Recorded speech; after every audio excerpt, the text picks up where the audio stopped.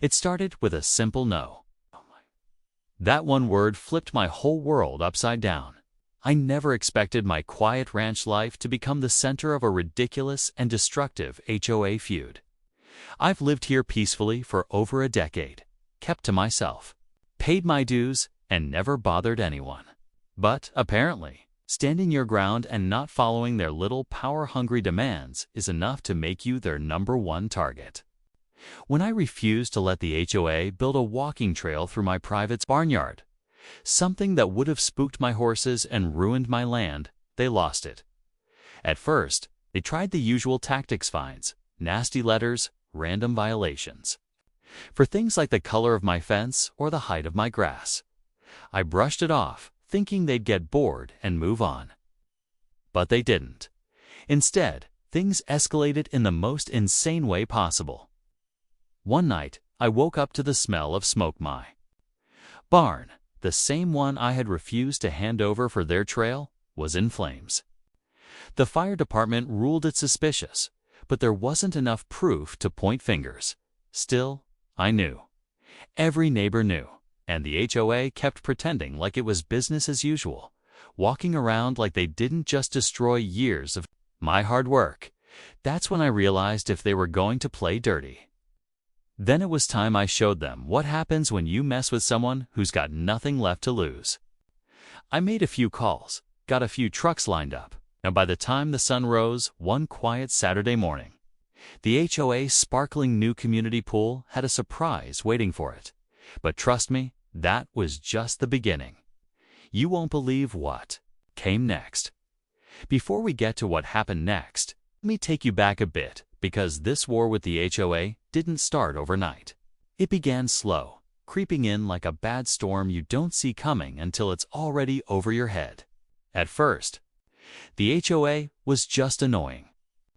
They'd nitpick things like the color of my barn doors or claim my horses were too loud during community quiet hours. Who complains about horses in a ranch community? Still, I tried to keep peace. I even attended one of their meetings, thinking, maybe I could explain my side. Big mistake.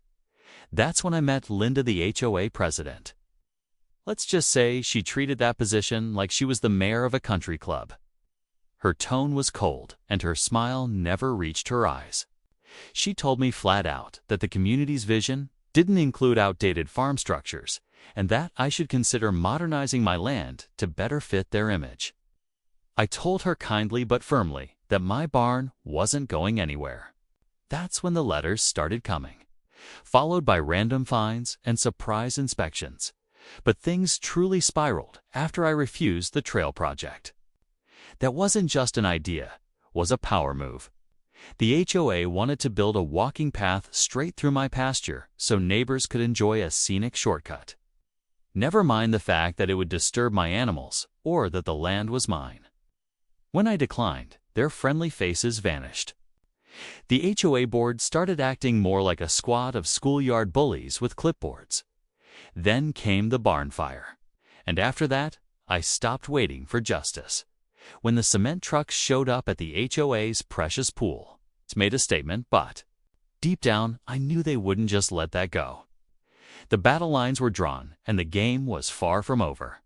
The morning after the concrete pour, you could feel the tension in the air, like static before a thunderstorm. I sipped my coffee on the porch while the HOA board stood in a huddle near what used to be their luxury community pool, now filled to the brim with solid gray cement. They didn't say a word to me, but their glares spoke volumes. Linda stood there, stone-faced, clutching her clipboard like it was a weapon. I knew this wasn't over, not by a long shot. Within hours, I got the first knock. A man in a suit introduced himself as the HOA's attorney, claiming I'd trespassed and committed property damage. I calmly reminded him that no one had ever proved who burned down my barn. He didn't care. This wasn't about justice, it was about control. That visit was followed by a certified letter with threats of legal action and demands for restitution. But I wasn't scared.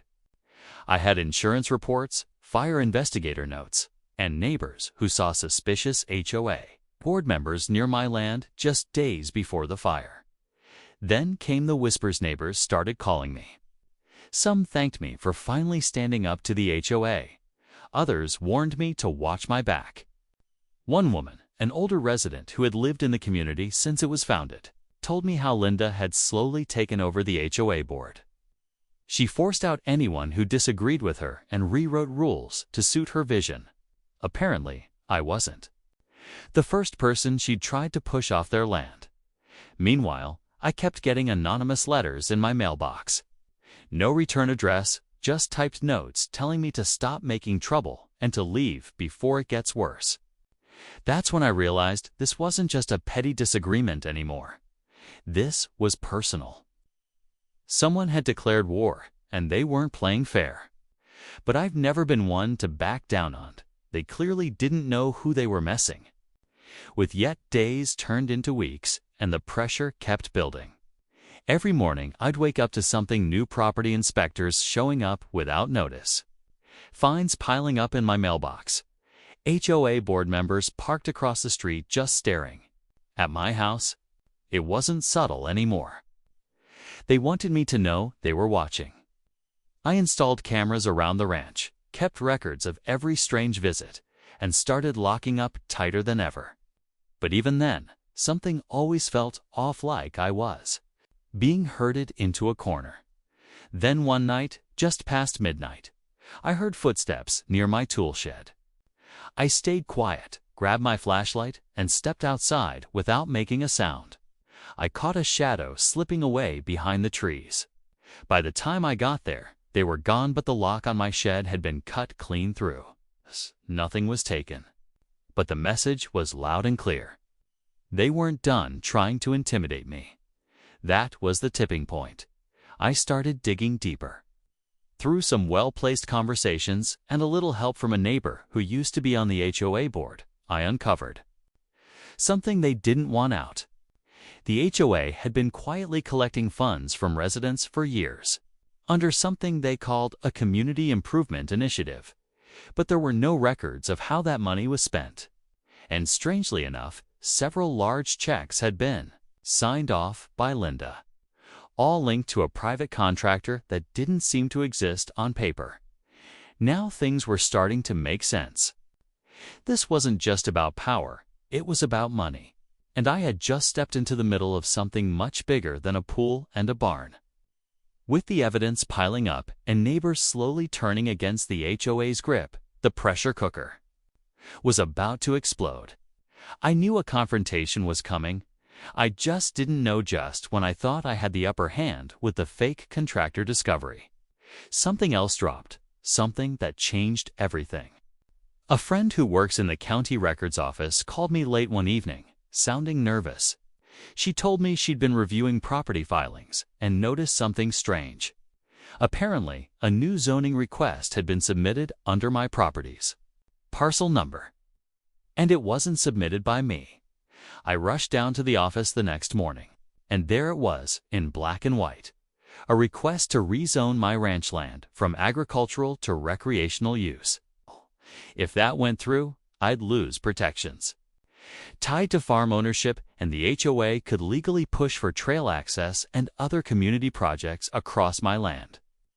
The name on the filing, not mine, but someone linked to Linda, and not just any. Someone it was her cousin's LLC, registered just weeks after the barn fire. That's when it hit me. This wasn't just about a barn or a pool. They were setting me up to fail from the beginning. First intimidation, then sabotage, now legal traps. If that rezoning got approved, they could turn my ranch into their next big HOA playground. I had to act fast, but I couldn't do it alone. I started reaching out to more neighbors, especially the ones who'd quietly supported me. That's when another twist dropped. One of them, a quiet older man who kept to himself, handed me a folder. Inside were photos, recordings, and meeting notes. He'd been documenting HOA meetings for over a year because he never trusted them. And in those files, evidence of secret votes, misuse of funds, even threats made to other homeowners who resisted their rules. It was worse than I imagined. But exposing them wouldn't be easy. Linda still had power, still had influence, and she wasn't afraid to play dirty. Now, with the rezoning threat looming and the whole neighborhood on edge, it felt like the final showdown was getting closer, and what I was about to do next would either end this war for good or blow how far they'd go to protect their secrets. With the rezoning hearing just days away, I knew this was my last chance to stop them. I pulled together every bit of evidence: the forged zoning documents, the shady contractor payments, the photos and recordings from my neighbor's folder, and prepared to present it all at the county board meeting. Word spread fast. More residents started showing up at my ranch, sharing their own stories. Turns out, I wasn't the only one Linda had pushed around. She'd fined a single mom for hanging laundry outside. She'd threatened a retired couple over their rose bushes. Quiet resentment had been building for years. All it took was someone willing to push back. The day of the hearing, the room was packed. Linda showed up in her usual stiff blazer, trying to act calm, but you could see the tension in her face. I stepped up to the microphone and laid everything out. One by one, I walked through the shady rezoning request, the burned-down barn, the fake contractor, and the HOA's secret spending. And when I played a recording of Linda threatening to deal with anyone who got in her way, the room went dead silent. The board took a recess. When they returned, they denied the rezoning request on the spot and launched an immediate audit of the HOA's finances. Linda tried to object, but it was too late. People weren't afraid of her anymore. She was removed from the board by unanimous vote. The following week, just when I thought the dust was finally settling, I got a call. It was from the fire inspector. They'd reopened the case into my barn fire after my recent testimony, and this time, a new report had surfaced. Security footage from a nearby wildlife camera captured someone walking from the HOA clubhouse to my barn the night of the fire. The face wasn't fully clear, but the jacket, it had the HOA logo stitched right on the back. Turns out, this story wasn't over after all. In the weeks that followed, everything changed. The county launched a full investigation into the HOA's finances, and several former board members stepped forward with more information. Linda was questioned by authorities, and while she never admitted to the barn fire, the evidence was enough to force her into complete silence. Her reputation in the community was finished. The fake rezoning was tossed out, and my land was officially reaffirmed as protected ranch property. For the first time in months, I felt like I could breathe again. The best part? The community started to heal. Neighbors who used to keep to themselves began chatting more over fences. Some even volunteered to rebuild part of my barn, offering tools, time, and materials. The old man who had kept all those files joined a new committee to help rewrite the HOA rules, this time with real fairness and accountability. And that pool, still buried under concrete, now overgrown with grass, a quiet symbol of standing up to abuse of power. As for me, I got back to the life I love, riding the pasture at sunrise, fixing up the ranch, and knowing that no one could bully me off my own land. What started as a war with the HOA turned into something much bigger. Reminder that when good people speak up and stand together, even the most powerful can be held accountable. If there's one thing I hope people take from this, it's that your voice matters. Whether it's your home, your land, or your peace of mind, don't be afraid to fight for it. Because sometimes, the only way to stop the noise is to send in the cement trucks and let the silence speak for itself.